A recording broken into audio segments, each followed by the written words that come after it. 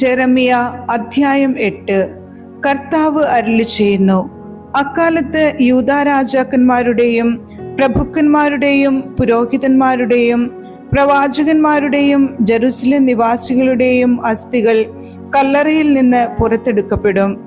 അവർ സ്നേഹിക്കുകയും ശുശ്രൂഷിക്കുകയും അന്വേഷിക്കുകയും അനുഗമിക്കുകയും ആരാധിക്കുകയും ചെയ്ത സൂര്യചന്ദ്രന്മാരുടെയും ആകാശശക്തികളുടെയും മുൻപിൽ അവ നിരത്തിവയ്ക്കപ്പെടും. ആരും അവ ശേഖരിച്ച് സംസ്കരിക്കുകയില്ല. ചാണകം പോലെ അവ ഭൂമുഖത്ത് ചിതറിക്കിടക്കും. ദുഷിച്ച ഈ തലമുറയിൽ അവശേഷിക്കുന്നവർക്ക് ഞാൻ അവരെ ചിതറിച്ച അടിമത്തത്തിന്റെ നാടുകളിൽ ജീവനേക്കാൾ മരണം അഭികാമ്യമായി അനുഭവപ്പെടും. സൈന്യങ്ങളുടെ കർത്താവ് അരുളിച്ചെയ്യുന്നു. പാപവും ശിക്ഷയും. നീ അവരോട് പറയുക, കർത്താവ് അരുളിച്ചെയ്യുന്നു, വീണവൻ എഴുന്നേൽക്കുകയില്ലേ? വഴിതെറ്റിയവൻ മടങ്ങി വരാതിരിക്കുമോ? എന്തുകൊണ്ടാണ് ഈ ജനം ഒടുങ്ങാത്ത മത്സരത്തോടെ മറുതലിക്കുന്നത്? വഞ്ചനയിലാണ് അവർക്ക് ആസക്തി, തിരിച്ചു വരാൻ അവർക്ക് മനസ്സില്ല. അവർ പറയുന്നത് ഞാൻ ശ്രദ്ധിച്ചു കേട്ടു. അവർ സത്യമല്ല പറഞ്ഞത്.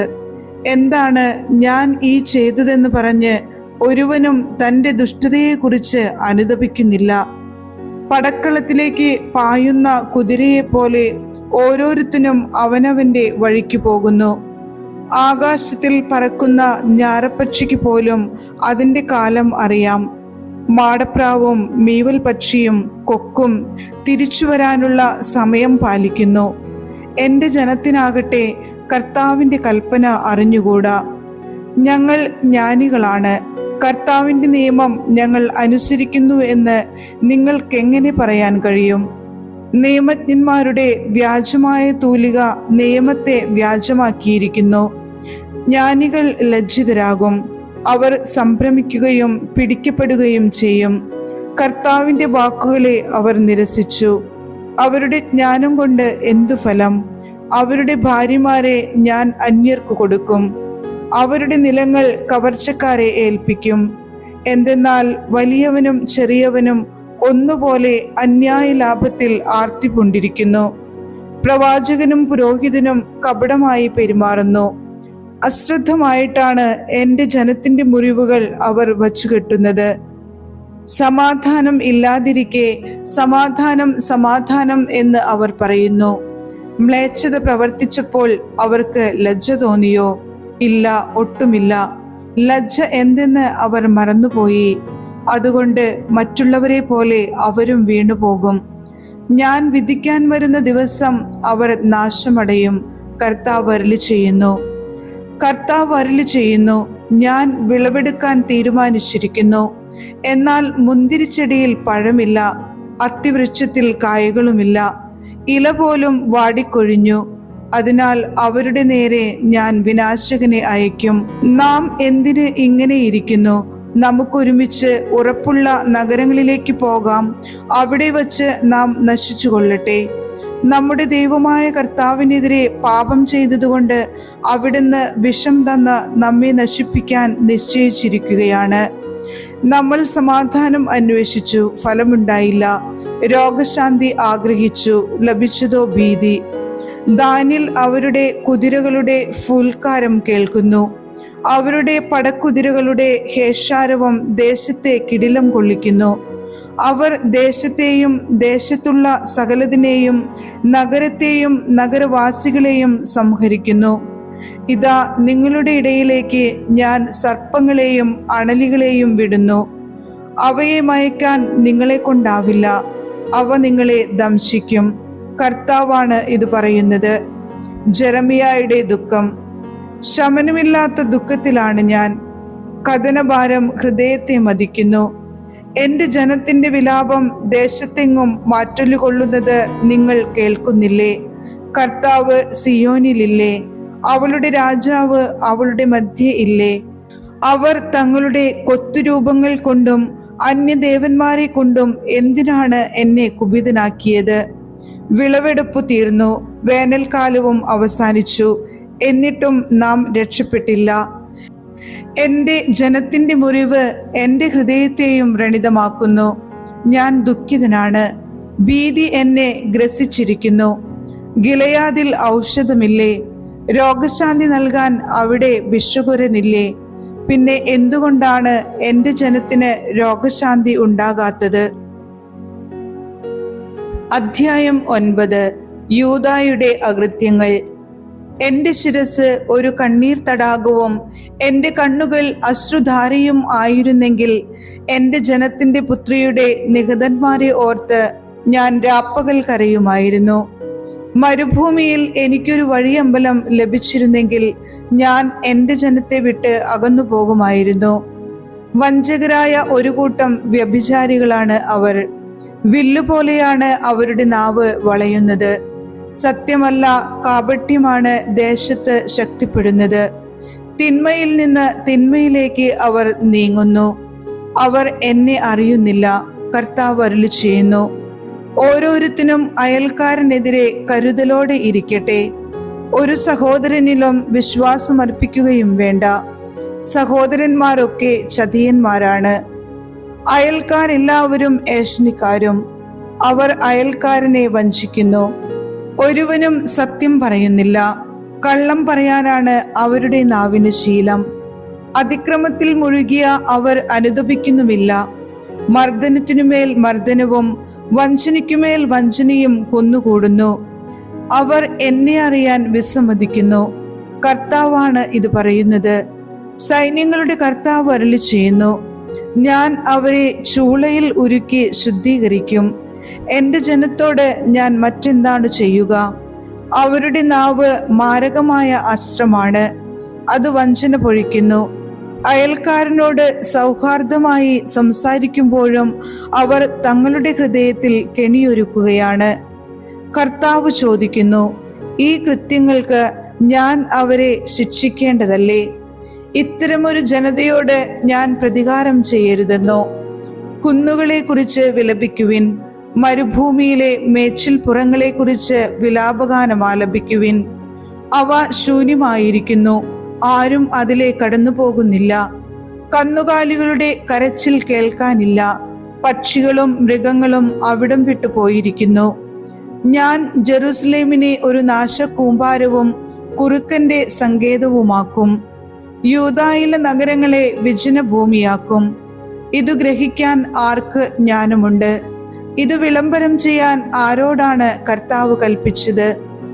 ആരും വഴി നടക്കാത്ത വിധം ദേശത്തെ നശിപ്പിച്ച് മരുഭൂമി പോലെ പാഴാക്കിയതെന്തിനാണ്? കർത്താവ് അരുളി ചെയ്യുന്നു, എൻ്റെ നിയമം അവർ അവഗണിച്ചു, എൻ്റെ വാക്ക് അവർ കേൾക്കുകയോ അനുസരിക്കുകയോ ചെയ്തില്ല. തങ്ങളുടെ പിതാക്കന്മാരെ പോലെ അവരും തന്നിഷ്ടത്തിൽ മുറുകെ പിടിച്ച് ബാൽദേവന്റെ പിറകെ നടന്നു. ആകയാൽ ഇസ്രായേലിന്റെ ദൈവമായ സൈന്യങ്ങളുടെ കർത്താവ് അരുളി ചെയ്യുന്നു, ഈ ജനത്തെ ഞാൻ കാഞ്ഞിരം തീറ്റുകയും വിഷം കുടിപ്പിക്കുകയും ചെയ്യും. അവരോ അവരുടെ പിതാക്കന്മാരോ അറിഞ്ഞിട്ടില്ലാത്ത ജനതകളുടെ ഇടയിലേക്ക് ഞാൻ അവരെ ചിതറിക്കും. അവർ നിശേഷം നശിക്കുന്നതുവരെ വാൾ അവരെ പിന്തുടരും. സൈന്യങ്ങളുടെ കർത്താവ് അരുളി ചെയ്യുന്നു, വിലാപക്കാരികളെ വരുത്തുവിൻ, അതിൽ സമർത്ഥരായ സ്ത്രീകളെ ആളയച്ചു വരുത്തുവിൻ. അവർ തിടുക്കത്തിലെത്തി നമുക്ക് വേണ്ടി വിലപിക്കട്ടെ. അങ്ങനെ നമ്മുടെ കണ്ണുകൾ നിറയട്ടെ, കൺപോളകൾ കവിഞ്ഞൊഴുകട്ടെ. ഇതാ സിയോനിൽ നിന്ന് ഒരു വിലാപസ്വരം, നാം നശിച്ചു, നാം അത്യന്തം ലജ്ജിതരായിരിക്കുന്നു. അവർ നമ്മുടെ വീടുകൾ നശിപ്പിച്ചു, നാട് നമ്മൾ ഉപേക്ഷിച്ചു. സ്ത്രീകളെ, കർത്താവിൻ്റെ വാക്കു കേൾക്കുവിൻ, അവിടുന്ന് പറയുന്നത് ശ്രദ്ധിക്കുവിൻ. നിങ്ങളുടെ പുത്രിമാരെ വിലാപഗാനം പഠിപ്പിക്കുവിൻ. ഓരോരുത്തരും അയൽക്കാരിയെ ചരമഗീതം അഭ്യസിപ്പിക്കട്ടെ. മരണം നമ്മുടെ കിളിവാതിലിലൂടെ കയറി വരുന്നു. നമ്മുടെ കൊട്ടാരങ്ങളിൽ അത് പ്രവേശിച്ചു കഴിഞ്ഞു. തെരുവുകളിൽ കുട്ടികളും പൊതുസ്ഥലങ്ങളിൽ യുവാക്കളും മരിച്ചു വീഴുന്നു. പറയുക, കർത്താവ് അരുളി ചെയ്യുന്നു, മനുഷ്യരുടെ മൃതദേഹങ്ങൾ മൈതാനത്തിൽ വീഴുന്ന ചാണകം പോലെയും കൊയ്ത്തുകാരന്റെ കയ്യിൽ നിന്ന് പൊഴിയുന്ന കതിർമണി പോലെയും നിപതിക്കും. ആരും അവ ശേഖരിക്കുകയില്ല. കർത്താവ് അരുളി ചെയ്യുന്നു, ജ്ഞാനി തൻ്റെ ജ്ഞാനത്തിൽ അഹങ്കരിക്കാതിരിക്കട്ടെ, ബലവാൻ തൻ്റെ ബലത്തിൽ പ്രശംസിക്കാതിരിക്കട്ടെ, സമ്പന്നൻ തൻ്റെ സമ്പത്തിൽ വലിപ്പം ഭാവിക്കാതിരിക്കട്ടെ. പ്രശംസിക്കുന്നവൻ ഞാൻ ഭൂമിയിൽ കരുണയും ന്യായവും നീതിയും പുലർത്തുന്ന കർത്താവാണെന്ന അറിവിൽ പ്രശംസിക്കട്ടെ. ഇതിലാണ് ഞാൻ ആനന്ദിക്കുന്നതെന്ന് കർത്താവ് അരുളി ചെയ്യുന്നു. പരിച്ഛേദിതരെങ്കിലും അപരിച്ഛേദിതരായ എല്ലാവരെയും ഞാൻ ശിക്ഷിക്കുന്ന ദിവസം ഇതാ വരുന്നു. കർത്താവ് അരുളി ചെയ്യുന്നു, ഈജിപ്ത്, യൂദ, ഏദോം, അമ്മോന്യർ, മൊവാബ്യർ, ചെന്നിവടിച്ച മരുഭൂവാസികൾ ഇവരെല്ലാം അപരിച്ഛേദിതരാണ്. ഇസ്രായേൽ ഭവനം മുഴുവൻ ഹൃദയത്തിൽ അപരിച്ഛേദിതരാണ്. അധ്യായം 10. വിഗ്രഹങ്ങളും ദൈവവും. ഇസ്രായേൽ ഭവനമേ, കർത്താവിൻ്റെ വാക്കു കേൾക്കുക. കർത്താവ് അരുളി ചെയ്യുന്നു, ജനതകളുടെ രീതി നിങ്ങൾ അനുകരിക്കരുത്. ആകാശത്തിലെ നിമിത്തങ്ങൾ കണ്ട് സംഭ്രമിക്കുകയുമരുത്. ജനതകളാണ് അവയിൽ സംഭ്രമിക്കുന്നത്. ജനതകളുടെ വിഗ്രഹങ്ങൾ വ്യർത്ഥമാണ്. വനത്തിൽ നിന്ന് വെട്ടിയെടുക്കുന്ന മരത്തിൽ ശില്പി തൻ്റെ ഉളി പ്രയോഗിക്കുന്നു. അവർ അത് വെള്ളിയും സ്വർണവും കൊണ്ട് പൊതിയുന്നു. വീണ് തകരാതിരിക്കാൻ ആണിയടിച്ച് ഉറപ്പിക്കുന്നു. അവരുടെ വിഗ്രഹങ്ങൾ വെള്ളരിത്തോട്ടത്തിലെ കോലം പോലെയാണ്. അവയ്ക്ക് സംസാരശേഷിയില്ല. അവയ്ക്കു തനിയെ നടക്കാനാവില്ല. ആരെങ്കിലും ചുമന്നുകൊണ്ട് നടക്കണം. നിങ്ങൾ അവയെ ഭയപ്പെടേണ്ട. അവയ്ക്ക് തിന്മയോ നന്മയോ പ്രവർത്തിക്കാൻ ശക്തിയില്ല. കർത്താവേ, അങ്ങയെപ്പോലെ മറ്റാരുമില്ല. അങ്ങ് വലിയവനാണ്. അങ്ങയുടെ നാമം മഹത്വപൂർണമാണ്. ജനതകളുടെ രാജാവേ, അങ്ങയെ ഭയപ്പെടാതെ ആരുള്ളൂ? അങ്ങ് അതിന് അർഹനാണ്. ജനതകളിലെ സകല ജ്ഞാനികളുടെ ഇടയിലും അവരുടെ സകല രാജ്യങ്ങളിലും അങ്ങയെപ്പോലെ മറ്റാരുമില്ല. അവർ മൂഢന്മാരും വിഡ്ഢികളുമാണ്. അവർ പ്രഘോഷിക്കുന്ന വിഗ്രഹങ്ങൾ മരക്കഷ്ണമാണ്. വെള്ളിത്തകിടുകൾ താർശീഷിൽ നിന്നും സ്വർണം ഊഫാസിൽ നിന്നും കൊണ്ടുവരുന്നു. ശില്പിയും സ്വർണപ്പണിക്കാരനും അവ പണിത് ഒരുക്കുന്നു. നീലയും ധൂമ്രവുമായ അങ്കി അവയെ അണിയിക്കുന്നു. ഇവയെല്ലാം വിദഗ്ധന്റെ ശില്പങ്ങൾ മാത്രമാണ്. എന്നാൽ കർത്താവാണ് സത്യദൈവം, ജീവിക്കുന്ന ദൈവവും നിത്യനായ രാജാവും അവിടുന്ന് മാത്രം. അവിടുത്തെ ഉഗ്രകോപത്തിൽ ഭൂമി നടുങ്ങുന്നു. അവിടുത്തെ കോപം താങ്ങാൻ ജനതകൾക്കാവില്ല.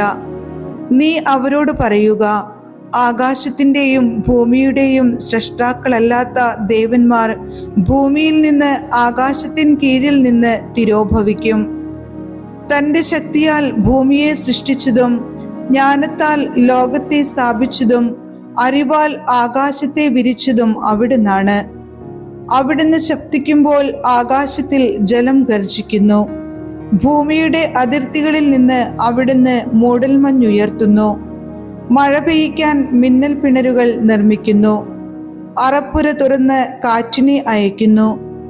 എല്ലാ മനുഷ്യരും അറിവില്ലാത്ത ഭോഷന്മാരാണ്. സ്വർണപ്പണിക്കാരൻ താൻ നിർമ്മിച്ച വിഗ്രഹങ്ങൾ നിമിത്തം ലജ്ജിതനാകുന്നു. അവന്റെ പ്രതിമകൾ വ്യാജമാണ്.